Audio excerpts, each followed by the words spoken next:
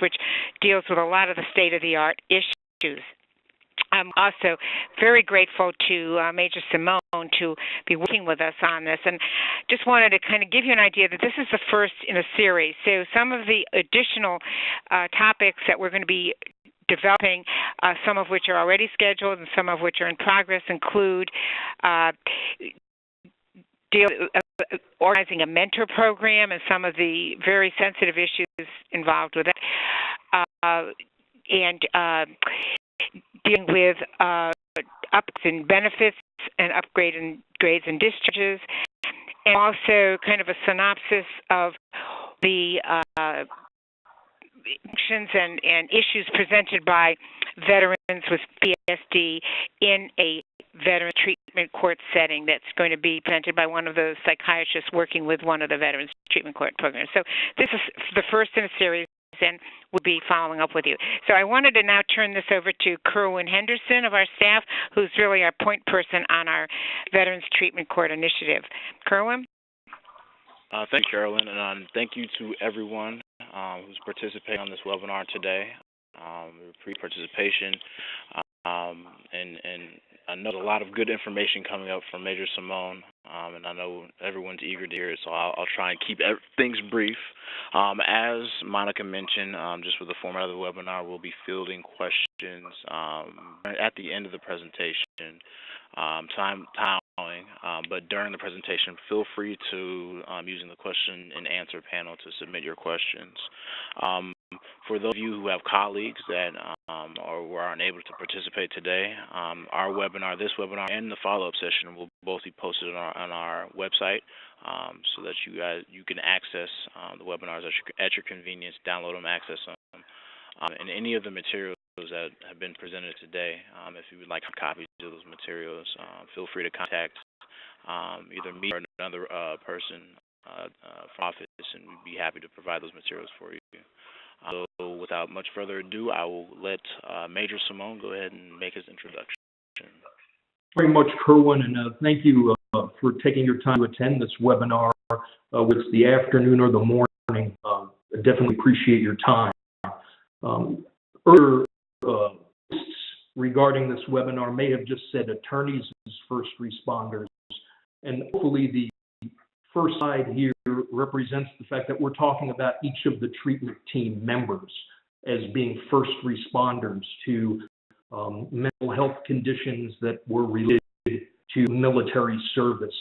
And while we normally think of first responders like individuals in the right, certainly based on the trauma histories and experiences of the participants in veterans treatment courts, all of the treatment team members opportunity to directly improve the participation in that court treatment and prevent further conditions and symptom aggravation. That's really what we're talking about today.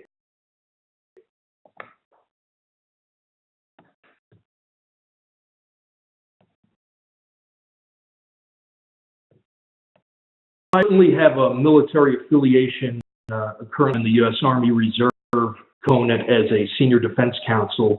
I'm not speaking in that capacity today, speaking on behalf of the military, Department of Veterans Affairs, or Department of Justice.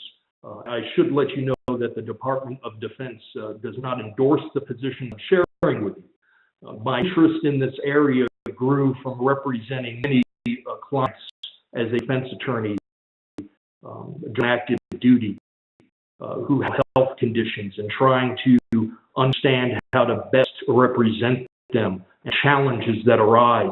So certainly this presentation is informed by experience. We have missions today, if we military vernacular, and one of them is to recognize that universal precautions for trauma-informed practice in courts may not address veteran-specific considerations. Certainly, it's important to engage participants in a respectful manner and to try to keep them grounded and to do things that universal precautions represent. However, we're going to talk as as it mentions in number 2, about veteran-specific issues that need a different methodology to identify and address. We're also going to talk about the manner in which treatment team members, and I should emphasize members, will be exposed to the traumatic experiences of the participants and have human inevitable reactions to them, and manner in which we need to think about the costs of caring and how to better own responses to the experiences of participants.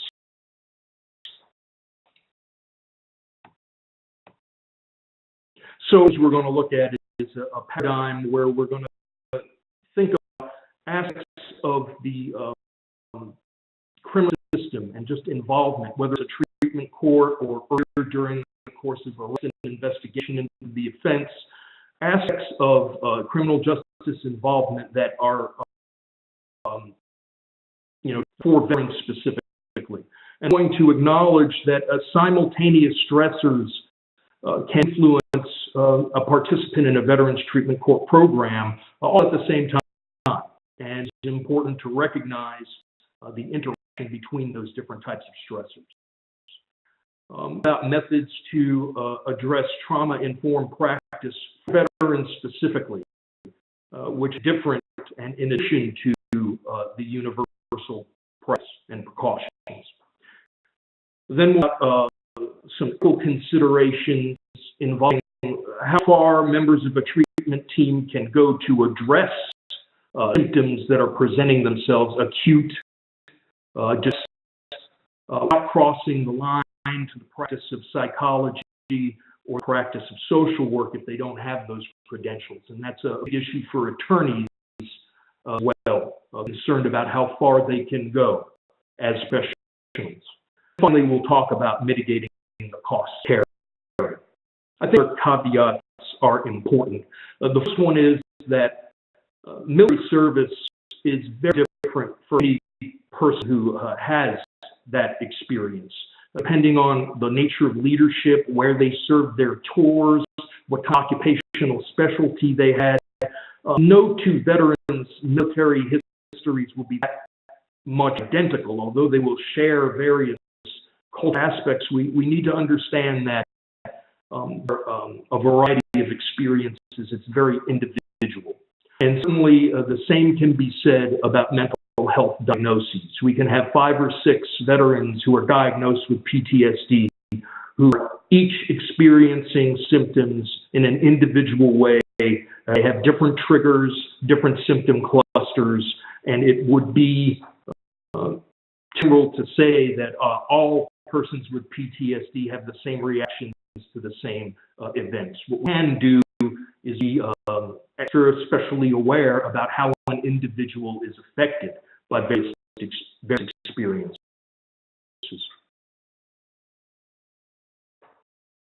So about those veteran-specific issues and considerations, it's a universe of universal precautions.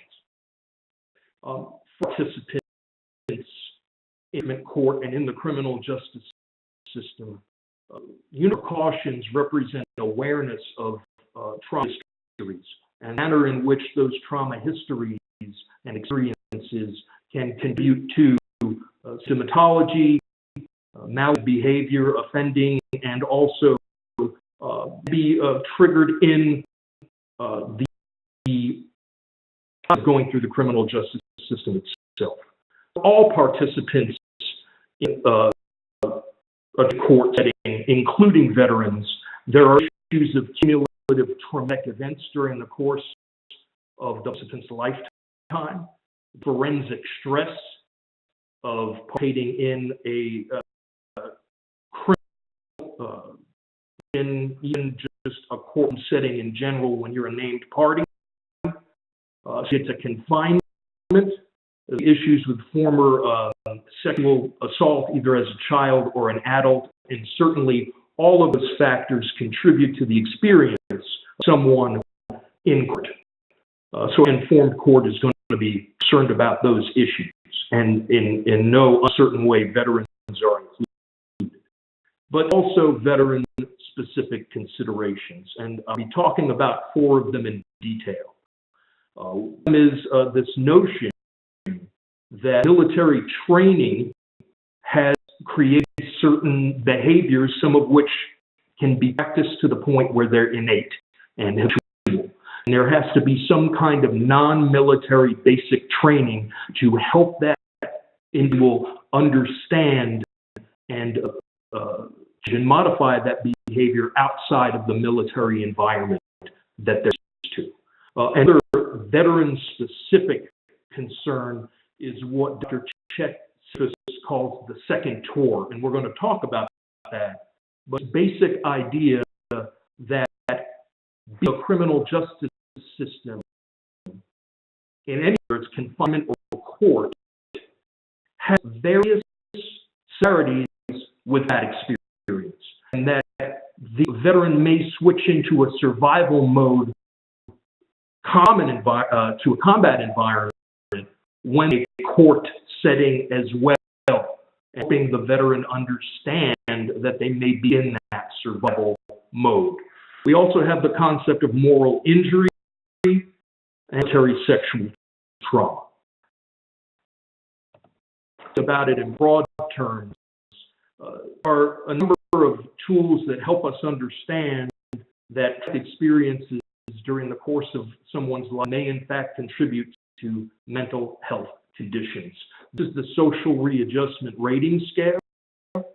To see where a jail term falls on that scale in terms of magnitude and contribution to potential contribution to mental health concerns. So this is what we're dealing with, and of course, most veterans have events in their lives that have been, say, traumatic. To recognize that the trauma-informed court is going to want to look into a past trauma to some degree to understand the way it's now. We all have the reality of cumulative trauma, which has been called various things, and you've got different names mentioned here on the slide. Generally, it's traumatic events during the life course.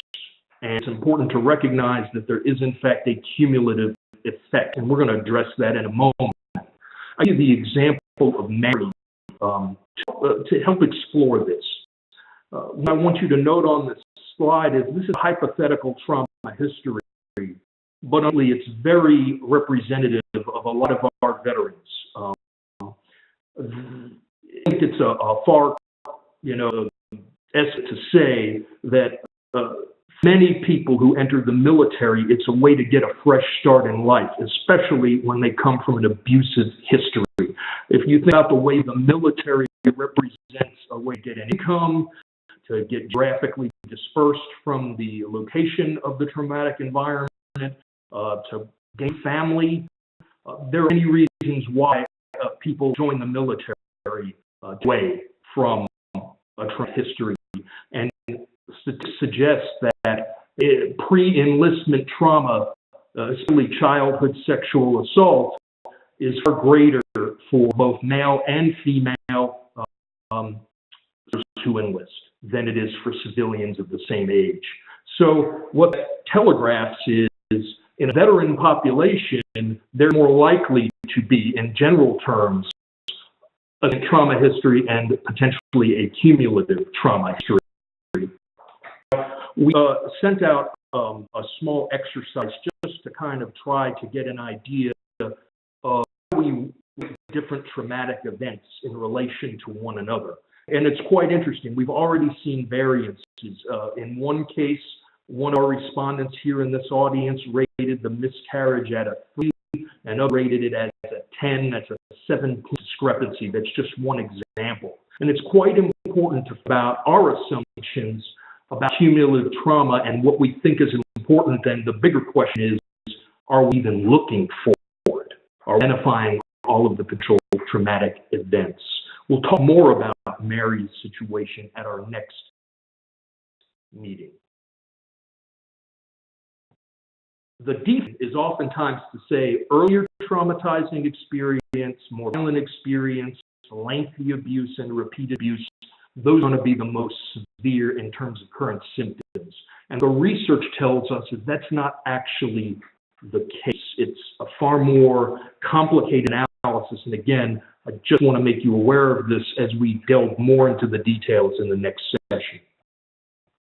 I want to draw your attention to Judge Christine Carpenter in Missouri, whichever you prefer, who work with veterans treatment courts. She recognizes that oftentimes there's this that someone's been holding about past trauma, so they look like they keep failing in the treatment plans, but when they finally get this hidden trauma that didn't come to the surface and address it as a whole, that's when the most work, that's the best recovery is happening.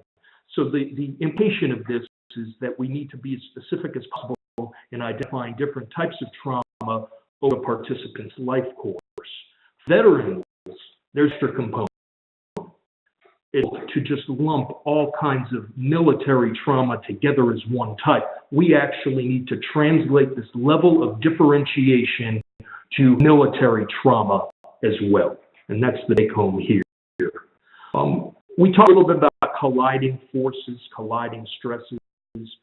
Anyone's interested in it, there's some new literature out there on the triggers and symptoms related to confinement stress and just being transported and confined and taken to a court or held. That's a different kind of stress-inducing event with different types of symptoms, also physiological symptoms, than other types of trauma.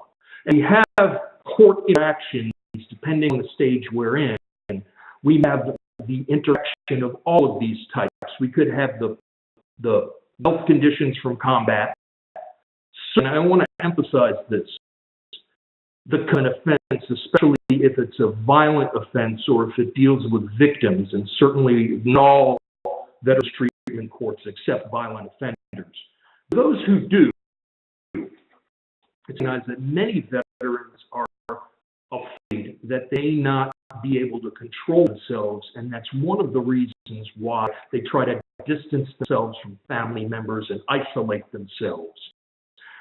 In fact, there is a victimization that's at their hands. This can be extremely traumatizing to them than anything else. So let's not forget about the fact that the crime itself may have a stress-inducing component, aside from incarceration, aside from combat experiences, aside from the stresses related to appearing in court. The line is the more stress interactions that occur, the more likely it is that the client or the participant will experience symptomatology, maladaptive behavior, distorted thinking, and undesirable behaviors. And this is one point to hit on this idea again of first responders. We also call members of the treatment team key gatekeepers because they're all in a unique position to identify increased risk, to reliance for specialized intervention, and also to psychological first aid, which is preventing acute stress turning into something more. From 2001 and a national strategy for suicide prevention, I just wanted to highlight that an ongoing theme.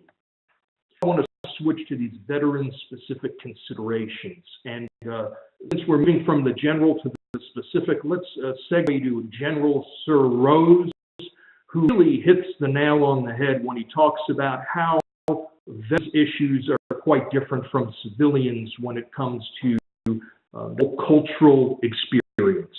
And you can read this obviously, but just to emphasize, for a group in society is required to either kill other human beings or expressly sacrifice their lives for the nation. There's something that translates into very unique considerations. And To further, I'm sure we've all seen the American Psychiatric Association trying to highlight how there are specific types of manifestations of combat and military-related that pose health concerns. And this is just the veteran's brain is just one of those examples. We can also look elsewhere, though, and I think these three different recent publications highlight these different ways to veteran offending and the manner in which veterans are affected by military service. I get to this notion of training. Often we're not even talking about a mental health diagnosis here. Oftentimes, especially in the combat arms or other fields where they're out in the field on a regular basis preparing for military operations, service members can be retrained to a point where they're overtrained, and that they have instinctual responses to perceptions of threat in the battlefield. But often that translates to misperceptions of threats in the civilian world, and it can lead to offending. And again, one does not have to have a mental health condition to be influenced by the military in this manner. Emphasizes how, especially in an environment of lacking leadership in combat environment, there are certain types of misconduct that members will engage in as a direct result of that and the impact of combat. During the course of the deployment, criminal activity. And we have Lethal Warriors, which describes the Fort Carson, Colorado, and returning veterans, and problems with resuming civilian status. So we have different types of special considerations for veterans specifically that also result in triggers and symptoms after the fact in the criminal justice system. I'm aware of this, but official military publications and doctrine has recognized that combat stress can, in some cases, result in misconduct. Misconduct stress behavior in these publications, and that analogy of the double-edged sword is important for us to consider, because here in the Leader's Manual for Combat Stress Control is that the same factors that can encourage someone to be effective in the battlefield, that same stress that is productive in saving one's life, can also lead to misconduct and manifest in misconduct behavior even after military involvement. So it's quite interesting that the military has recognized the impact of criminal involvement based on combat service, and that's something I wanted to bring to your attention. That's not just in the manuals, it's a reality. And here's one common manifestation represented in Military One Source, where you see a Marine who comes back from combat, sleeping on the floor with a bat, does not want to be in the same bed with his spouse because he's afraid he might harm her, and is very hyper-vigilant and going to the door and ready to engage in violent behavior, pursuing a threat, even if he's in a well-fortified military installation where an ID card to get into it. It's a switch now to our next veteran-specific consideration, which is the Indian Farm at Greencastle approach.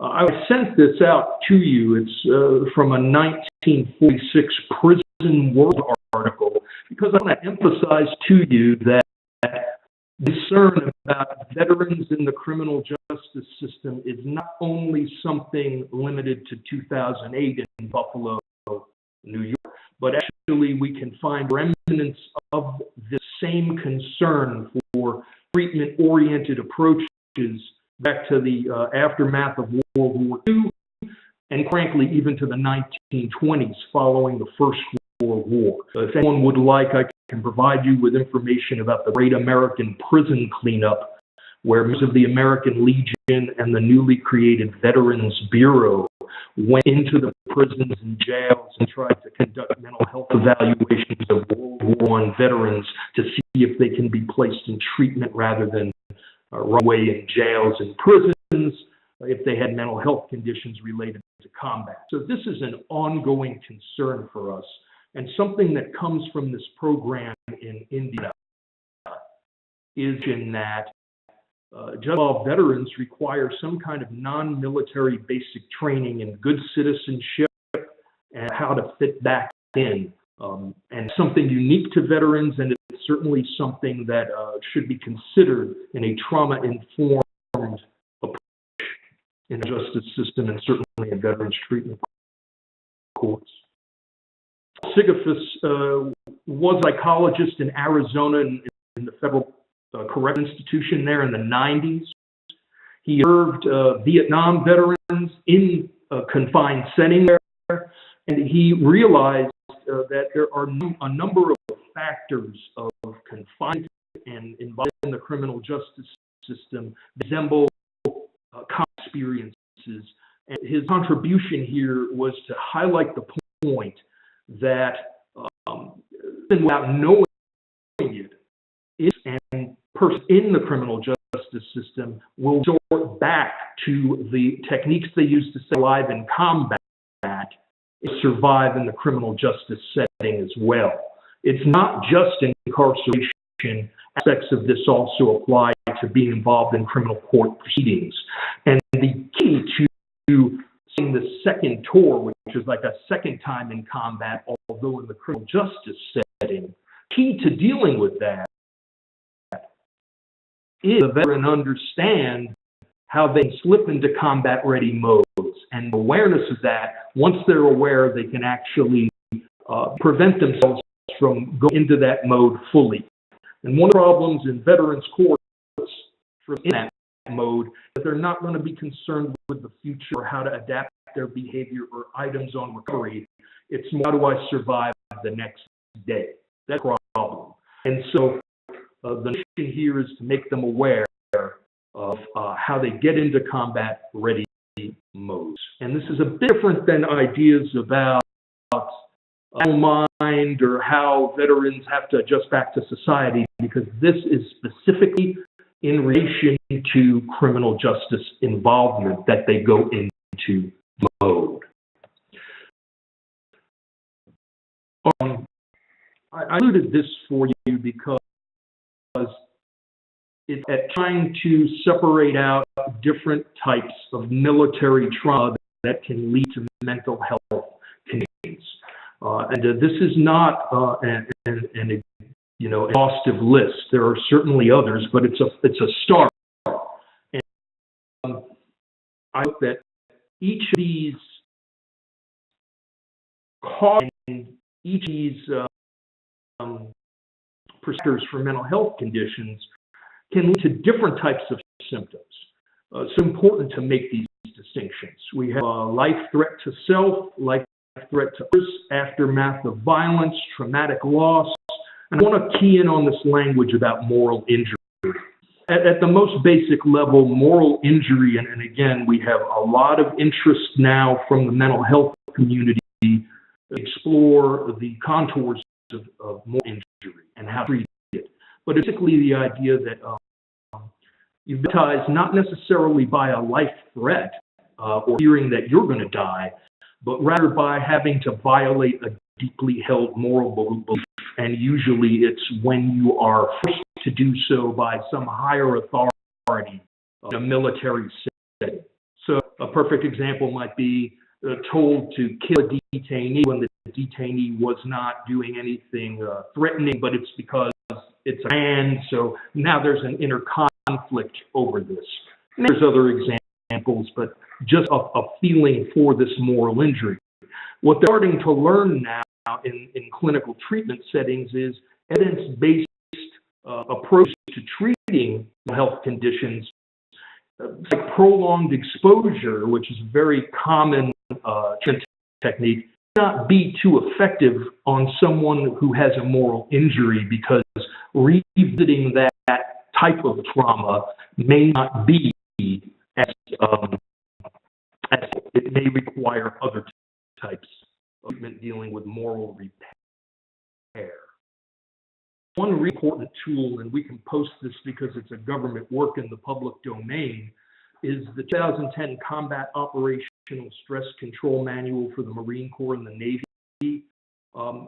It's really starting to look at zones of injuries and how different types of injury in the military setting actually manifest in certain behaviors. So something very important to consider, and I would highly recommend that to you. Sexual trauma, just adult sexual assault in a military environment. There are unique factors related to military sexual trauma that make it specifically traumatizing. And some of those factors are access to weapons, inability to remove oneself from the environment, the betrayal loyalty when it's a fellow service member who's supposed to be protecting the victim, stress, the military service-related stresses, and embedded in the course of a cultural transition during the course of this trauma. And just remember, this is something not to be missed, that most people serve a couple years. They're not serving 20 years in the military. Short term, a traumatic like military sexual trauma in that compressed time frame is going to have a lot more of an effect than it would for someone who's in a regular job. So these are just a couple examples. In addition, if it's already experienced childhood sexual assault and they suffer military sexual trauma, there are various similarities, at least, in fact, according to Dr. Mick Hunter, 10 similarities between abusive families and the military culture that make that particularly traumatizing when we talk about cumulative trauma. I encourage you to look at those documents as well. In some drug treatment courts, they use a trauma history screen, and I'll be interested to know if anyone wants to type in any comments. Do you use a screen of this nature, or do you use any kind of screen to differentiate types of trauma that a participant has experienced? Note that there's only one entry for military trauma in letter I. I would suggest to you that if you want to be fully trauma informed here, veteran specific, it needs to be a bit more comprehensive. Now I want to shift to the first responder perspective and psychological first aid. This really boils down to identifying part of the veterans treatment court experience that can be highly aggravating, that can be triggering for whatever reason, plan for those triggers to occur, and then to try to mitigate responses to triggers when they occur. That's the bottom line. But additional concern here, and we have the judge trying to come up with a solution in this illustration, is a lot of resistance that seem to be associated with rules of professional responsibility. The treatment, person treatment team who don't have mental health credentials aren't supposed to be diagnosing. They don't want to do something that would harm participant, and they don't want to transform court personnel and attorneys into psychologists. But the problem with this is, I call it the harm aversion paradox, is that in becoming so concerned about not doing harm, they're paralyzed to do anything. And is a problem, and we're going to talk about why.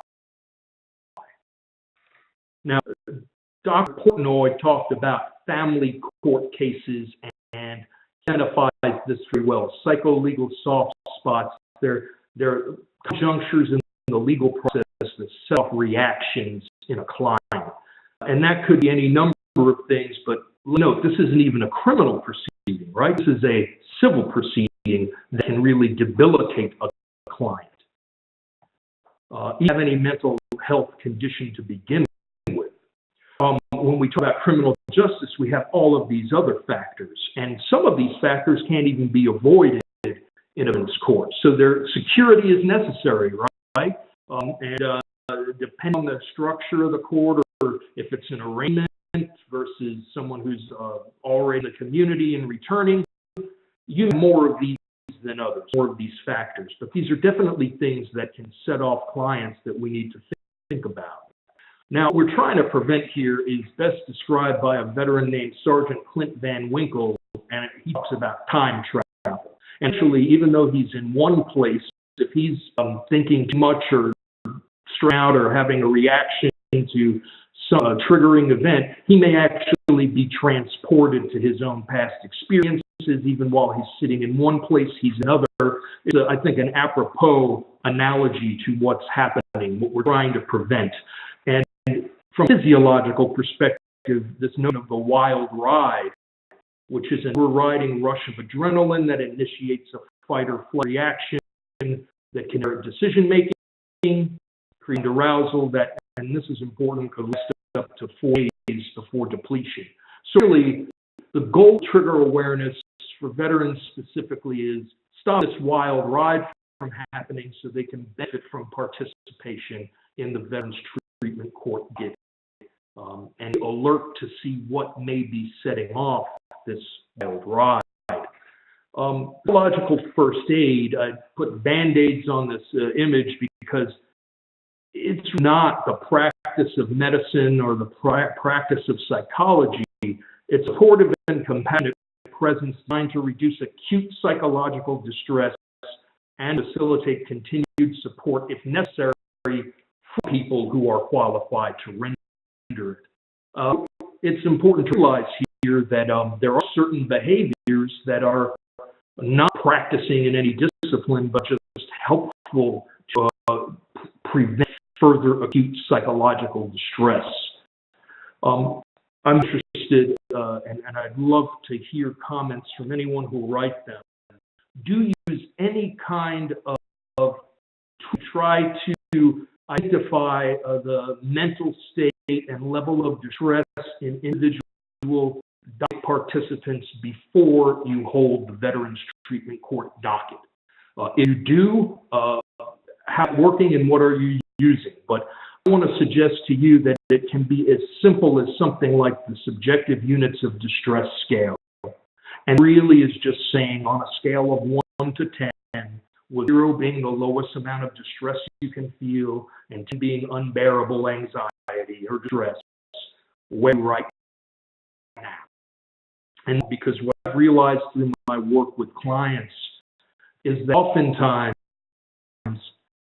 a condition cannot describe in detail what they're experiencing, but they do know what they're feeling. They know what they're perceiving. And it's important if you can get an idea of that, and if someone's at a 9 or a 10, that can indicate how much there is potential impairment to the proceedings that are going to happen. And maybe scheduling, because you may just learn that if someone's at a 9 or 10, they could have just come from a very serious and involved prolonged therapy session, and that could explain it. This is something simple we can do, but we get a baseline to understand the state of the participants in the moment. I think that's extremely important. Moving on, I call it the counterinsurgency in legal counseling, but don't think just in a lawyer's office. Think of this in a veterans treatment court. One's on a wild ride, when they're catastrophizing about why they can't trust anyone, or they're getting triggered and they're going into this survival mode, flight or fight. You have generations of themselves who are shadow counsel, trying to impede their decision-making anytime you're addressing them, speaking with them. They can be highly irrational because on that wild ride. So the idea here is to practice a counterinsurgency where you protect that client from himself or herself. Resulting self-destructive thoughts that can come from these wild rides and these triggers, if they're not addressed. I've just included a handout for you that goes in great detail with criminal justice-related examples, but it really harms the objectives and stifle the objectives of recovery and successful accomplishment of a treatment plan. In terms of not practicing medicine, there's contours of this. I recommended specific things that have already been vetted by mental health professionals for self-administered, self-directed use.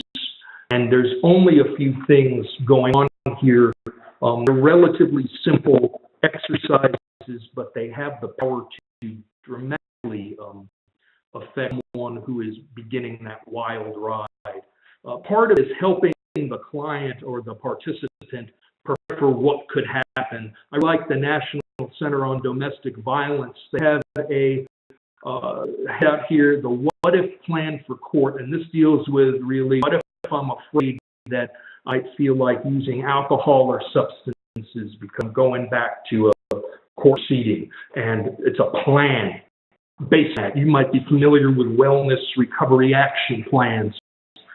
Next session, we'll trigger awareness plans specifically tailored to court proceedings and veterans dockets. I wanted to give you early exposure as just an example of how you plan for trigger awareness. Again, it's much more complicated, but we need to start somewhere. Breathing exercises are just so vital. It's not only breathing exercises, it's a way to get the participant to become grounded in the present and bring calm and relaxation, deactivate that old ride. The goal here is actually, from a physiological perspective, to engage more than one of the senses at the same time. So simple as counting backwards with one's eyes closed and doing breathing techniques as they're doing it will help stop that shadow counsel, these other versions of the self, from hijacking the one's ability to be present in the presence. And again, I recommend the subjective units of distress scale. One thought is for people who are afraid of hurting the client, what about a woman in jail? What graduated sanctions? If those things are possible in a veterans treatment court environment, exercise, yoga, something like that, a relaxation, directed CD. These are the types of things that have no comparison to other practices and certainly should be considered as being helpful. In secondary traumatic stress, as we have our last 5 minutes here, first point is we're all trauma workers. Anyone who works with the veterans who've been in combat, who have mental health conditions, you by definition a trauma worker. In some way you may be very well experiencing their account of the trauma they suffered and the implications.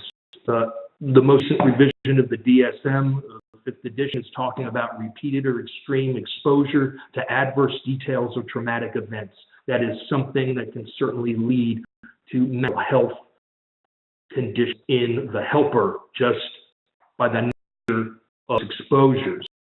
And there's something about criminal victimization, whether we're talking about psychologists, we're talking about police, we're talking about attorneys or judges. If it's criminal involvement, that's the helper much more susceptible to secondary traumatic stress, other types of trauma that the people may experience, whether they be patients, clients, whatever. Therefore, secondary stress we've got vicarious trauma, secondary traumatization, burnout, secondary survivor, but these are methods for acquiring secondary traumatic stress. And colleagues in 1989 conducted a really interesting study, and what they did is they had experienced nursing professors, all of whom had worked with sexual assault victims in real life. They had them a couple hours a day code narratives of their sexual victimization, just for like facts, and just put codes on them. And after a couple months of reading through these narratives, the amazing and startling discovery was that the coders themselves experienced some identical symptoms as the victims they were reading about. And importantly, they didn't even have to meet the victim. They just had to read about it. So that's as perusing through mental health records and accounts of trauma, this is something to be concerned about. Different types of symptoms to help make someone aware if this is an issue. Health-specific symptoms, There's markers for persons working with the traumatized along these different levels. So I'll give you the opportunity to read that later. And read is showing specific manifestations of secondary traumatic stress in studies of judges, jurors, and police. It's really interesting. This whole notion of the traumatic trial is a thing that has come to awareness that a lot of jurors who are exposed especially to rape, murder, aggravated kidnapping, they are having a need for health attention and also for responsive strategies to deal with it because of acquired secondary traumatic stress.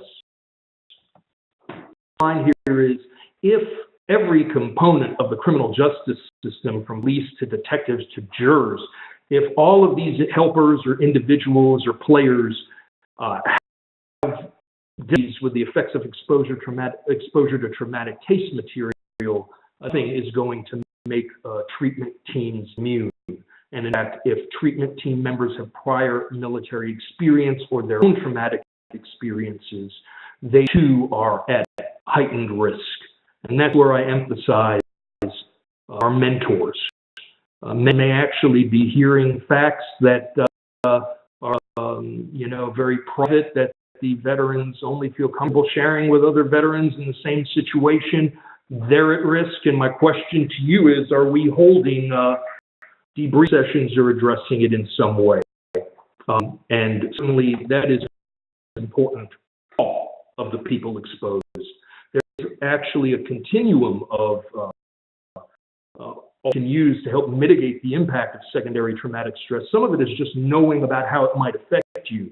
These self-administered tools are as well, and then there's debriefing you can do, group-involved things where you talk about exposure to particularly unsettling events together, and sometimes often with the help of a mental health professional.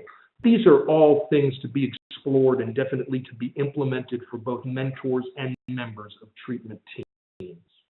And one of these examples is the secondary trauma scale. One of the things I like about this is you get yourself and see if you might be having some symptoms and do it in over time and see if your ratings have changed. And that's one of the key points here is it can't just be a one-time deal, but there are things you can do to gain control over the situation. A lot of it happens at the subconscious level. So if you make conscious, you actually improve the quality of justice dispensed in your own Veterans Treatment Court program.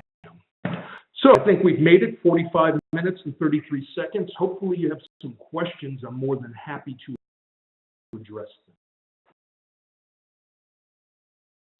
Hi, I'm going to go ahead with our first question, which was from Natalie Feliciano.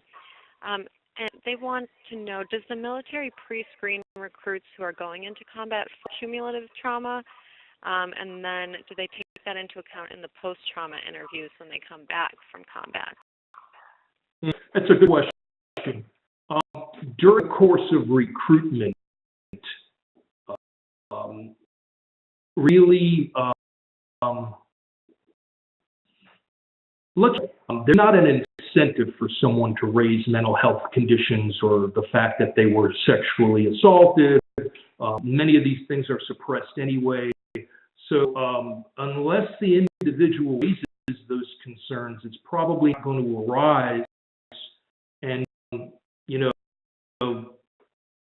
that when someone enters, if nothing's noted in the records, then that presumption that they did not have a condition when they later complain about it. So the incentive is very low to do this. There's also concerns about what it would mean if you start screening at that level. What concern for would you be prohibit someone from serving if they did have a trauma history? So it gets into a pretty contrary if you're going to limit recruiting. Now, certainly, because those that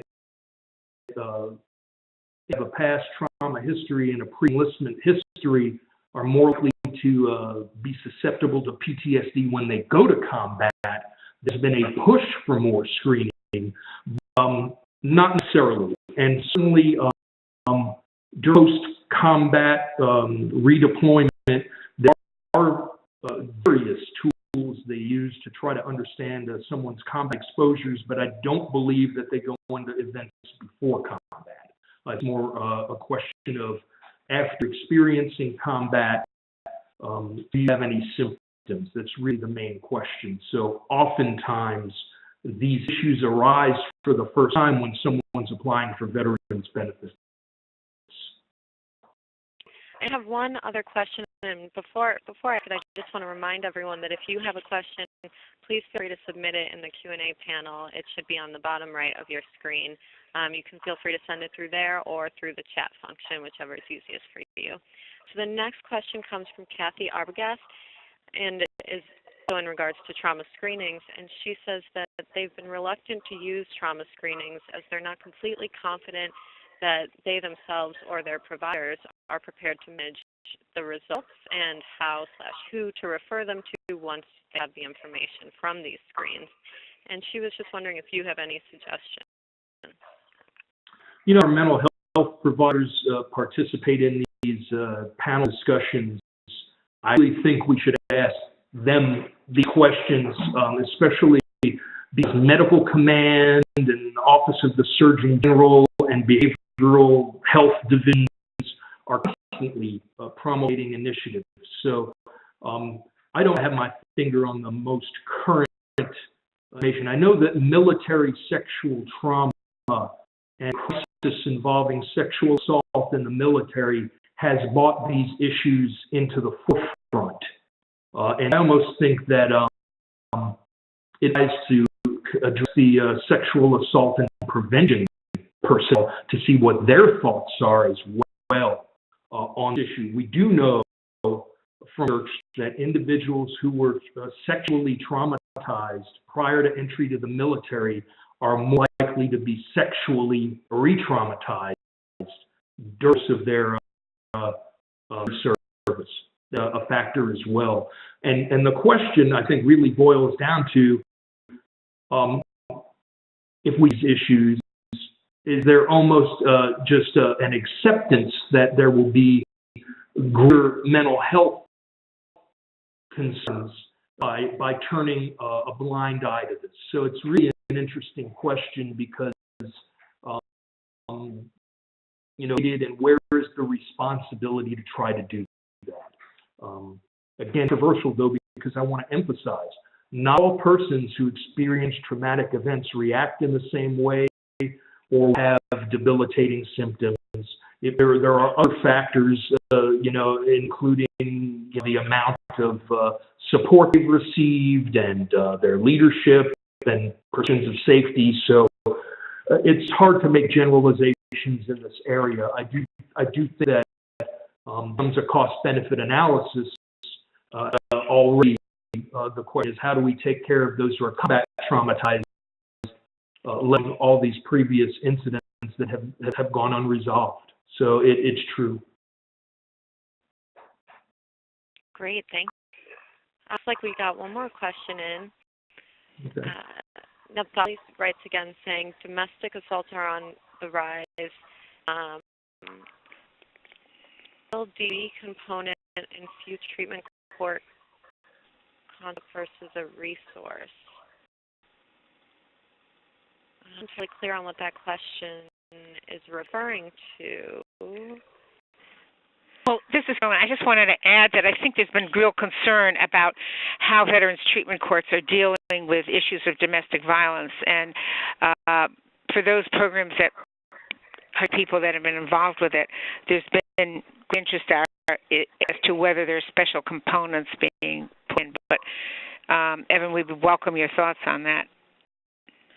There's a very strong opposition, especially those who are concerned about victims and stressing the right, the interest of the victims and how they're represented in the process, and concerns for how that relates to everything. So, what I can do is I can try to draw some of those examples. I will tell you this one story, though, I was speaking on a regular basis with a judge in Hawaii who wanted desperately to, he's a veterans he works with veterans treatment courts, and he wanted to set up a program with the military to try to assist them in dealing with DV cases before there would be a Lautenberg issue where the service member wouldn't be able to have access to weapons, and that would ultimately potentially harm the family if they planned on getting together and if the situation could be resolved. So he tried to reach out to the active duty installation, and there was no immediate involvement. It was just too much of a political and controversial issue. And that was kind of interesting, just to see the level of concern. And so I ought to bring some materials in. I know that there's an article called Way Off Base, where someone in the Veterans Law Review made a pretty compelling argument on behalf of the victims. So important to consider the different interests involved, which don't normally come into play in other types of cases where there's no victim. Simone, this is Kerwin. We have another question from Mark Cornwald. Yes, do you have any recommendations on how to find mental health first aid classes in our communities?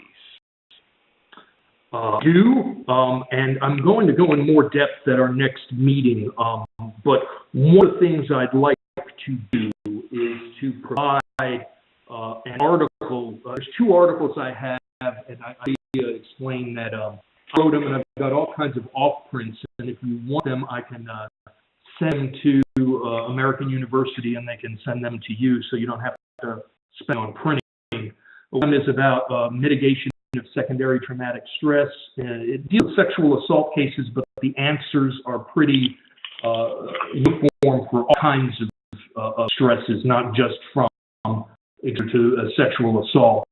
And there's one all about military sexual trauma. I'll be more into it, but I would think the best resource and something to check in with is whether the local VA and someone from the local VA who knows about DFing and can work on that with individuals, whether they'd be able to assist. I think there's already a link in terms of the VAO and the assistants and the people in the court. It's not a far reach to say, hey, we'd like to know if the professionals might be able to come here and facilitate our own mitigation efforts.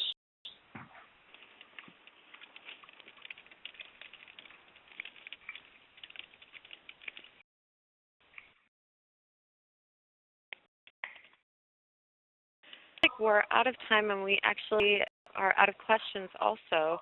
Okay. So I just want to thank everybody for participating and remind you all that we will be emailing out a link to the recording of this webinar, as well as the PowerPoint slides and any associated documents. And we're going to email out the cumulative trauma exercise again and hope that people will take a chance to fill it out and get it back to us so we can just kind of see where everybody is at on that. And we hope you'll all join us this Thursday at noon for a follow-up with Evan Simone. Thank you. And this is Carolyn. I just want to also invite everyone to send in additional questions that come to your mind after we end this session so we can address them on Thursday.